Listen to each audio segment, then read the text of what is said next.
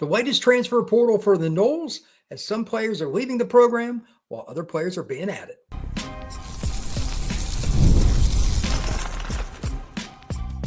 You are Locked On Seminoles, your daily podcast on the Florida State Seminoles. Part of the Locked On Podcast Network, your team every day. Welcome back into Locked On Seminoles. I am your host, Brian Smith, longtime college football writer and recruiting analyst. Thank you for making Locked On Seminoles your first listen each and every day. Truly appreciate you stopping in to talk some Noles with me. Today's show is brought to you by Game Time. Download the app, create an account, and use code LOCKEDONCollege for $20 off of your first purchase. Today's show is going to be all about the portal and many different facets. At the end, we're going to talk about Castellanos and his impact as he did indeed commit to the Florida State Seminoles last night. That podcast is up if you want to check it out. It's about 20 minutes. It goes over his history, my background with him, and everything that I know about Castellanos and how he impacts the Florida State offense.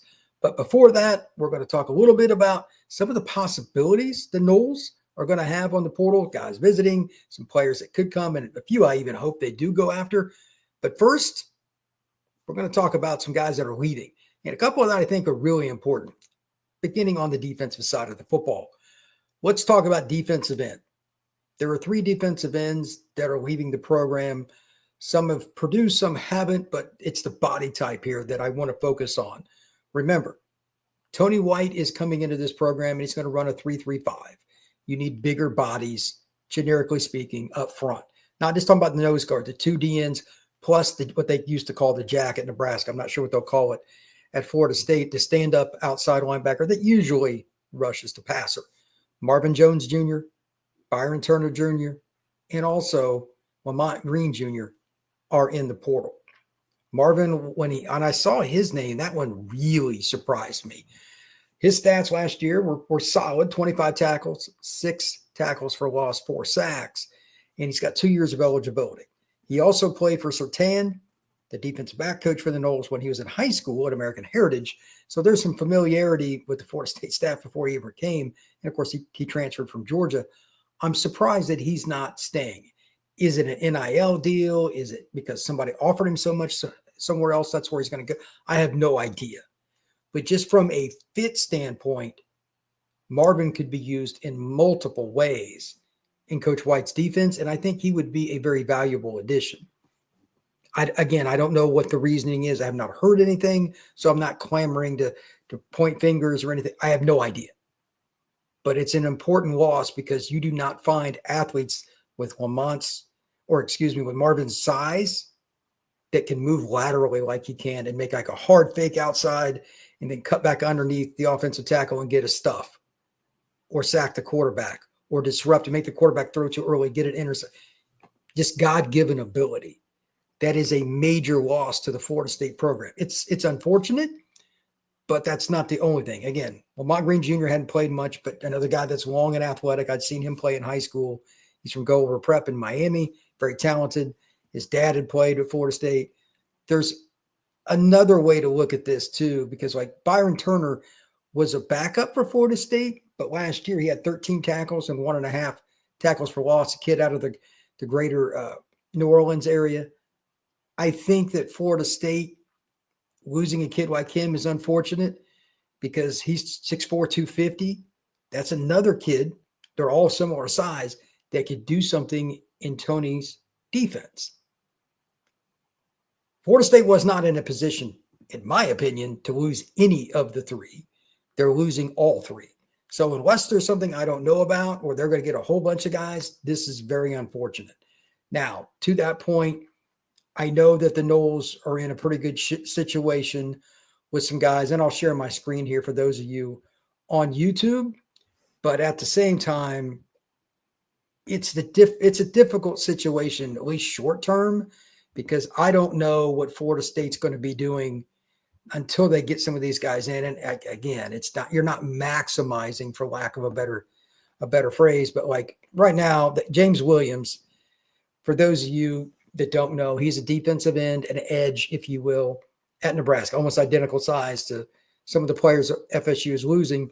James is going to visit. Jamari Butler is going to visit a couple of guys that can help, but that would just be 2 guys. I think they need 3 or 4 because now you don't have any depth. This is troublesome to me. I don't know who else they're going to get, but while I have James up here, and he's a guy that had like 5 sacks last year, very talented. He would have 2 years of eligibility, I believe, maybe 3, but he's really tight with pot roast, as they call him. Terrence Knighton, the defensive line coach, hired from Nebraska for Florida State. So they could get him, and I think he's got NFL potential. Watching a few of his highlights, 6'6", 250. This is a young man that just fits the 3-3-5 very, very well. He can play in a 4-3 too. Don't get me wrong, but the 3-3-5, he can be used in multiple ways and be a pass rusher and really good at it. But at the same time, you got to rotate guys. When Florida State has been dominant in their history, their front 7, they rotate as much, if not more, than any team in college football. And that's really been the norm for teams over the last 10, 15 years. If you look at snap counts for defensive linemen, the teams that end up in the Final Four, they're usually pretty low. Why? Because they have so many they rotate, mitigate injuries, and they're stronger in the fourth quarter. Right now, Florida State's not looking like that. I originally thought this could be a top 30 defense, but even if they get Butler and Williams, who are going to be the backups? So that's something I'm going to be monitoring closely. While I have it up, this is ironic to me, and I don't know why he's leaving. Jack Pyburn, the edge for Florida, who's a pretty good player, is in the portal. It would be hilarious. He's a kid, if I remember correctly, is from the greater Jacksonville area. If Florida State landed him, there were several other good players in the portal that I don't know a ton about. Will Held at Purdue. There's kids like Womack from LSU that's a super talented kid. He was out of Maryland that signed with LSU. Some are saying he's going to go to Ole Miss now. But who knows who Florida State's going to go after? It's just really, really hard to say. With that being stated again, you're losing 3 guys. You're losing 3 guys to your defensive end board. That's tough. So Florida State has a lot of things to go over. Also, Omar Graham Jr., the linebacker, has left. This is another player. When I first saw it, I'm like, I wonder if that's going to stick. Because I'm like, this kid's a great fit for Florida State. Bigger linebacker. He really came on the back half of the season. They truly did. But then he enters the portal. I'm not sure if, again, is it NIL? Is somebody else just offering him a great deal and he knows where he's? No clue. But he's 230, give or take, and he's a kid that's a thumper. He'll put the hurt on you in a 3-man line defense. Sometimes the interior linebackers, inside guys, they're not covered, as they say. The guards have free reign to get out to him, depending. Omar is one of those guys that I think athletically and physically and mentality-wise, he's able to take that. It's a hard job to take on big guys, but to outmaneuver them, sometimes you got to power through it, whatever it is. And even if you get buried on a play, you got to get up that next down and be ready. Omar, the way he played towards the end of this past season, was pretty good at it. So that's a loss to me. Last season, these are his numbers. And again, I don't know why he left, but 37 tackles, 3.5 tackles for loss, 1 sack, 3 pass breakups, and a quarterback hurry in 10 games. I think he would be a really good run defender in Florida State's defense, and the numbers show he had 3 pass breakups. Not like he doesn't know how to run around and chase guys like slot receivers and running backs and tight ends. He's proven there. So that's a tough loss for Florida State. Not really sure who they're going to go and get. They have a couple of guys possibly that could come from Nebraska, but I have no idea. I haven't really heard a lot of specifics on that or what their odds are. But finding inside linebackers to play in a 3-3 front is not as easy as a 4-2-5 because you can use speed guys or you can take big safeties. It's a smaller talent pool. So I'll be curious to see what Florida State does there. Coming up next, we're going to talk about a little bit more about defensive line, players that Florida State needs to land. In other words, guys that can help them, a few options that I think, and we'll talk a little bit about visits and a special guy potentially coming at tight end. That's next on Locked On Seminoles. Our friends over at Game Time have opportunities for you to get through this time of year with opportunities to buy somebody a gift for Christmas, get somebody an opportunity to do something they haven't done in a while. Here's what I'm talking about. When I was on the Game Time app this morning, I saw tickets to the Orlando Magic for $25. That's a pretty good deal. There's games for everything you can imagine in terms of basketball and football all over the South. Atlanta Falcons, you can go see Florida State basketball, whatever it is you want to do. And you can go to movie theaters. You can go to a play. You could go to Opera. You could go to anything you want on the Game Time app. Make sure you check it out and download it today. Also, they have something that is really cool on this. It's called Game Time Picks. They get rid of all the fluff, and it shows you special deals in your area. Make sure to check that out once you're on the app as well. So make sure that you download the Game Time app and take the guesswork out of buying tickets with Game Time Picks. Download the app, create an account, and use code LOCKEDONCollege for $20 off your first purchase. Terms apply. Again, create an account and redeem code LOCKEDONCOLLEGE for $20 off. Download Game Time today. What time is it? Game time.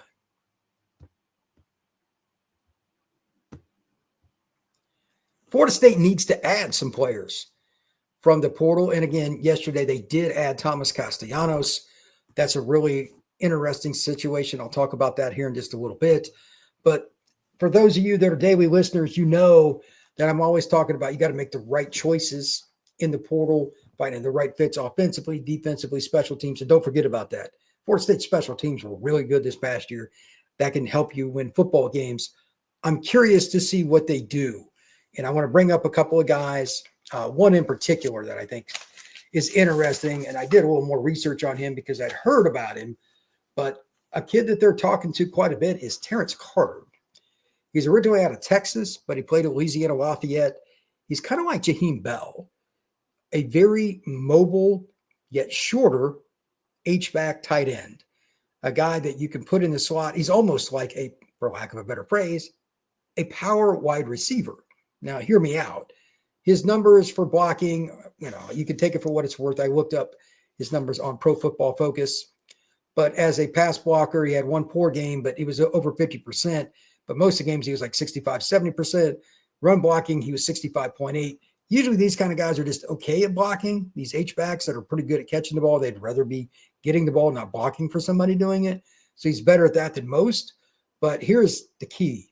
48 catches, 689 yards, 14.4 yards per reception, 4 touchdowns.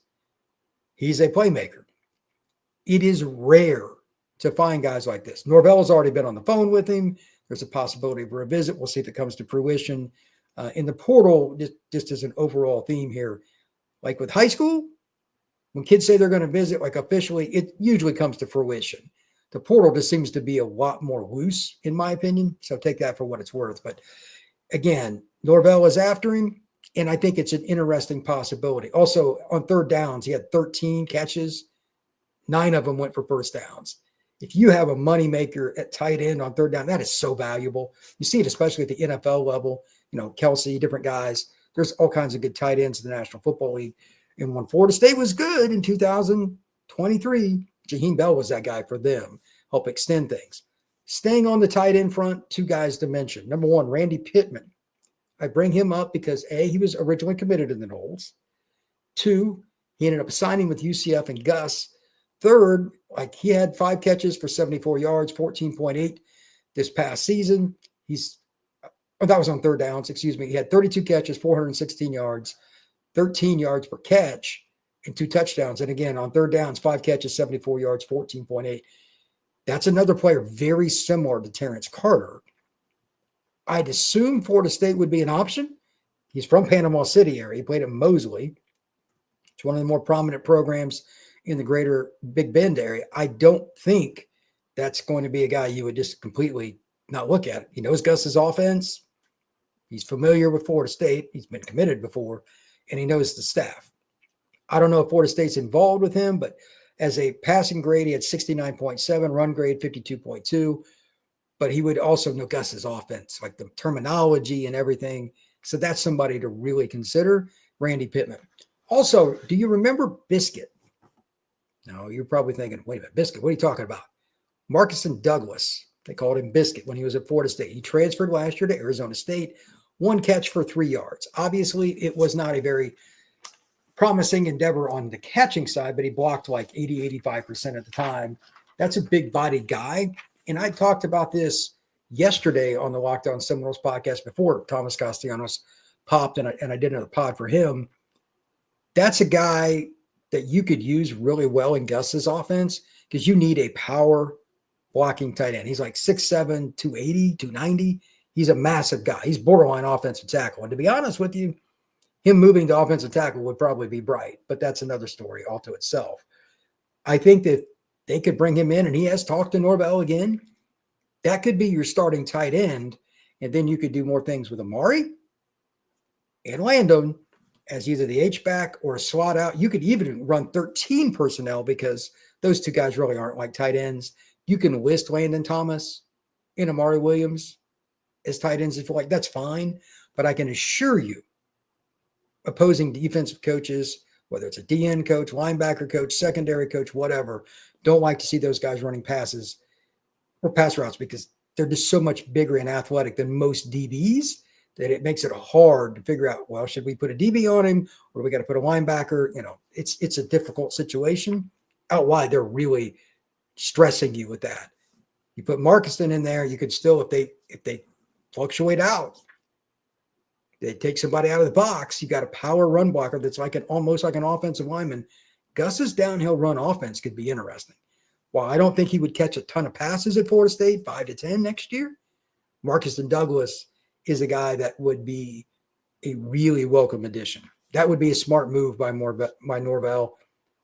I think they're really going to make a move there because I think they need 2 tight ends, preferably one being an H-back. We already talked about a couple possibilities, and there's always another one that could happen too. But I think Florida State would do very well to add Douglas. Knows the offense. He's a guy that knows Norvell. He's been at Florida State. It'd be an easy transition, and it would fit Gus's scheme as well. Gus talked about that in his press conference where they have a lot of base that's similar between what he does and what Norvell does, and they have their own spinoffs. He obviously admitted that, but it wouldn't be as difficult for Marcuston to come back. So I think that's a really interesting possibility. Also, I just want to make a mention of how difficult it is to get defensive linemen in the portal that you want, that have production, and that doesn't have any kind of baggage and/or NIL. It's almost impossible. Like there's practically none. What I mean by that, there's going to be a catch with everybody. Let me give you an example. I've talked about several times that Florida State needs to add a big-bodied nose guard, and there's several in the portal. I don't know which guys they're going to try to get. It's dependent on, their own opinion, what they can do, the NIL factor with it. And I'm sitting here looking at guys on the 24/7 page. Okay, like who's on the defensive line that Florida State could possibly get? Let me give you a couple examples of why it's so important, yet it is so hard. Florida State, I'm going to go ahead and share my screen for those of you on YouTube, and I'll explain through this for all those listening on Odyssey or Spotify, Apple, etc. Florida State probably needs one of these. They don't need like 3 or anything else, but these guys can cost you $750,000 a year, and they're not necessarily somebody that's going to play a ton. So what do I mean? Nose guards, you run them in for 3-4 plays and they come out. They're 325 pounds or bigger. Like Jaheim Otis is a kid I knew when he played in Mississippi in high school, came down to Ole Miss, Mississippi State, and Alabama. Didn't work out. Looks like he's going to transfer to Alabama, but he was like 350, 360 transfer to Colorado. He was 350 out of high school. There aren't many of those guys. So it's an opportunity to get somebody that's massive that fits your role. David Blay, a kid at Louisiana Tech. I don't even know who that kid was, but he's played well. He's 300 pounds and he played at Tech. Maybe his stock goes up, but now he's probably looking for a pretty big bag. Does Florida State want to pay that? Moving down the list, Bear Alexander, that kid is a carpetbagger. I would not touch that kid. 6'3", 300 some odd pounds. Really good. Really, really good. But he's only been at one school for more than a year in his high school and college career. And that was SC, and he's leaving there too. But he'll still command a big price tag. Keyshawn Silver, a kid that's from, I believe, North Carolina. That's a kid that's 330 pounds. Wasn't super productive, but again, a nose guard. This is a kid I studied quite a bit. Could you use him as a role player, maybe as a starter to take up blocks? Possibly, but he's going to command $500,000 or more. What does Florida State want to do there? That's something to think about, and how complex the transfer portal is, especially as it relates to what Florida State does in terms of a scheme. It's not easy. When we come back, we're going to talk about Florida State in regards to what Thomas Castellanos brings. And I'm not talking about with his feet with his arm. I'm talking about off the field. He's going to have an impact for the Florida State offense and the team in different ways, and I'm going to explain that next on Locked On Seminoles. Get ready to tackle NFL action with FanDuel, America's #1 sportsbook. Because right now, new customers can bet $5 and get $150 in bonus bets if you win. The FanDuel Sportsbook app gives you everything you need to place live bets on the NFL all in one place. So when you get a hunch in the middle of the game, you can check out the latest stats, view live play-by-play, and so much more on the same page where you place your bets. Just visit FanDuel.com to join today. You'll get started with $150 in bonus bets if you win your first $5 bet. That's FanDuel.com. Never waste a hunch. Make every moment more with FanDuel, an official sportsbook partner of the NFL. Once again, thank you for making Locked On Seminoles your first listen each and every day. I truly appreciate you stopping in to talk some Noles with me. If you have not already, hit that like button, that notification bell, and subscribe to this podcast. Yesterday, Thomas Castellanos made his pledge to Gus. He made his pledge to Mike. He's going to be a Nole. That podcast is up. If you want to check it out, it's about 20 minutes long. Details his high school career, UCF, BC, the whole 9 yards, if you want to check that out. But what I'm going to talk about right now is something a little bit different. I want to talk about him a little bit more personality-wise because I know the kid. He's a good guy. He's really matured, and he's a grown man now. He's way different than what he was, let's say, 2 years ago. You can just tell it by watching some of his film. I haven't talked to Thomas in quite a while, but at the same time, I'm happy to see he's had success. And here are a few things to think about. Number one, he played at Ware County High School in Georgia. That's in Waycross. It's kind of an out-of-the-way East Central Georgia, but that's a program where on Friday nights the town kind of shut down. He was used to being in the spotlight at a very early age. Didn't matter what sport he was playing in, track, football, baseball, basketball, anything pickup, he was the best player there. But he's also a kid, and this is so important, that understood that he could do anything and he just needed to maximize his opportunities. But he thought he could be a quarterback. Okay, so he goes and plays for Gus. Doesn't take like a running back chance or whatever at Florida State originally. But he's matured and he even changed the offense. It stuck with BC this past year, the pro style. I was interested in that, but then he left unexpectedly. Well, what does that mean? Something probably went astray. I'm not going to deny that with him and Bill O'Brien, but he had 18 touchdowns and 5 picks. Experienced guy. I think people are going to respect him at Florida State because he's been through a lot and he's persevered. Nice guy, easy to get along with. He'll fit in well in Tallahassee. And having a Georgia kid like that that's been through a lot, excuse me, a lot of the Florida State players have had things like that happen in their life. I think he'll be a galvanizing force in the locker room. That's just my opinion. Some may look at it differently, but again, I know him and he's super competitive. He will motivate other kids and push other players on the roster. From true freshmen to graduate students, Thomas is that guy. He gets after it in the weight room. He's a young man that's from the areas that most of the roster for Florida State's from. He spent most of his life in Florida and Georgia. I do believe that he will be a very big help in the locker room. Also, having an experienced quarterback, I mean, let's think about, like Luke and Brock. I mean, they did their best, but they were thrown to the wolves this past season. Let's not kid ourselves. Having an experienced quarterback is settling for not only the quarterback room, but for offensive meetings, for the coaching staff.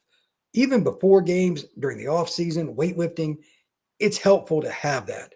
Having somebody with some stability that has been in the spotlight. And if you'd also remember, not this past season, but the one before, Castellanos had success against Florida State. These players remember him. They went up against him. That are coming back, that's got to help. I mean, they know what he can do because they tried to tackle him and didn't have a really good amount of success. So I think he's going to get a lot of respect. Malzahn's system. He obviously knows it because he played with him at UCF, and it's similar to what Florida State's going to run. There's been a lot of gnashing of teeth about who Florida State takes at quarterback, and you can debate that all day. But the fit, how it's going to help, again, like him knowing stuff, if somebody that's a receiver, running back, left guard, whatever, has a question, Thomas is going to be able to help them in that. That's not an easy thing to do. It is very fortunate to get a quarterback with experience within that exact offensive philosophy. And it also fits what Norvell does because him and Gus have many similarities. So Florida State is fortunate with that. Finally, because again, he's from Ware County High School, Georgia, Gus has always recruited those kind of schools. Norvell has always recruited those kind of schools. And Florida State as a whole has. His name recognition should help Florida State in the portal right now, in the spring, and with recruiting. I think him being a guy that's kind of an ambassador of the program is going to help players end up at Florida State. Easy guy to get along with, straight shooter. He's not going to give you any BS. He's a nice guy. That'll be good for Florida State football. With that said, I'm going to wrap up this podcast. Once again, thank you for making Locked On Seminoles your first listen each and every day. Truly appreciate you making this your first listen. Also, if you would hit that like button, that notification bell, if you have not already, please hit that subscription and share this podcast. I'd like to get in front of more Florida State fans. You can find me at FBScout_Florida on X. That's FBScout_Florida on X. I will see you again on Friday.